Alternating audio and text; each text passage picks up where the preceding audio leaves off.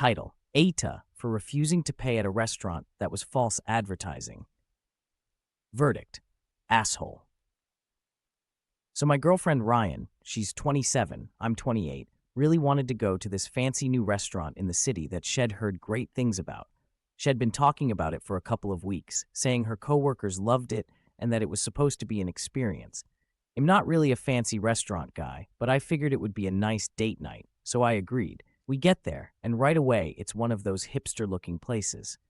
Dim lighting, weird art on the walls, tiny tables crammed together, and a menu printed on what looks like recycled cardboard. Whatever. I'm hungry, and I'm trying to keep an open mind because Ryan is clearly excited. I start looking at the menu, and my jaw almost hits the table.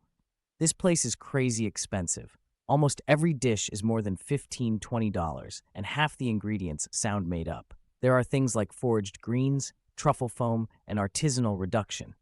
I'm used to normal stuff like burgers, wings, and a big plate of pasta, not this science project. I finally find something that sounds familiar, a bison steak for $26. Ryan orders some kind of pasta, gnocchi or whatever, for $18. Very important detail, these were clearly listed as entrees on the menu, not appetizers or small plates. I even double-checked because of the prices. I'm already doing the math in my head and realizing that with drinks and tip, this is going to be over $60 for the two of us, which to me is ridiculous for a casual dinner. But we're already there, we're starving, and I don't want to start an argument, so we go ahead and order. We make some small talk while we wait, but I'm honestly distracted thinking about how much this is going to cost and hoping the food is at least worth it. The food finally comes out, and when the waiter sets my plate down, I honestly think he's joking. My bison steak is like 6 small slices of meat arranged in a little fan shape, with some weird sauce drizzled on the side and a tiny handful of salad. I'm not exaggerating when I say I've gotten bigger portions from the kids' menu at chain restaurants. I kind of laugh and say to the waiter, "Where's the rest of my steak?" I'm trying to keep it light, but I'm also serious. He smiles politely and explains that they serve smaller portions because they focus on the highest quality ingredients and flavor profiles, or something like that. I don't care if this bison was blessed by the Pope himself. It's absurd to charge that much for such a tiny amount of food. It feels like highway robbery. When I go out to eat and order an entree, I expect it to actually fill me up, maybe even give me leftovers. That's part of what I'm paying for. Here, I'm staring at this little art project on a plate, and my stomach is already planning its next meal. I look over at Ryan's plate, and it's the same situation. She's got maybe 12 pieces of gnocchi, each one carefully placed with little dots of sauce and some decorative greens. It looks like something from a cooking show, not a real dinner. She's trying to be polite and say it looks nice, but I can tell she's surprised too. We start eating, and I'll admit, the food is pretty good. The steak tastes nice, and the sauce is decent. But I can't get over how tiny the portions are. I'm a big guy, and I like to eat.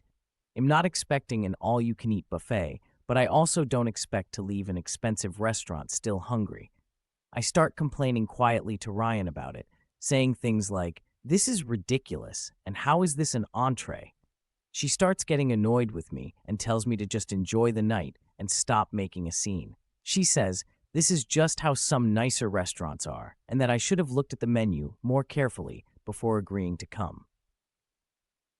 By the time the waiter comes back to check on us, I've worked myself up. I tell him that we're not happy with the portions and that we will not be paying for the meal because the restaurant is falsely advertising these dishes as entrees when they barely qualify as a light snack. I say that if they're going to charge those prices, they need to be upfront that the portions are tiny. Ryan immediately starts begging me to stop and says I'm embarrassing her. But that's where we're different. I don't like feeling ripped off, and I don't like businesses taking advantage of people.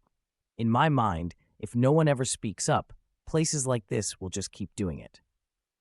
The waiter looks uncomfortable and goes to get the manager. The manager comes over, apologizes for the misunderstanding, and says that their portions are clearly described on the menu and that this is how they serve their food. I tell him it's misleading and that I'm not paying that much money to leave hungry. He eventually just asks us to leave. In the end, I don't pay. They comp the meal or whatever just to get us out of there. Ryan is completely silent the entire walk back to the car. The mood is dead. I'm still hungry, so on the drive home, I swing through a McDonald's and grab a burger. When I do that, she just quietly asks me to drop her off at her place instead of coming back to mine. It's now the next day. Ryan hasn't responded to any of my texts or calls. I've had some time to cool off, and I'm starting to think maybe I didn't handle the situation as well as I could have. Maybe I could have just asked for a discount or sucked it up and then told her afterward that I didn't want to go to places like that again. Now I'm wondering if I overreacted, embarrassed her, and ruined what was supposed to be a nice night out. Am I the asshole,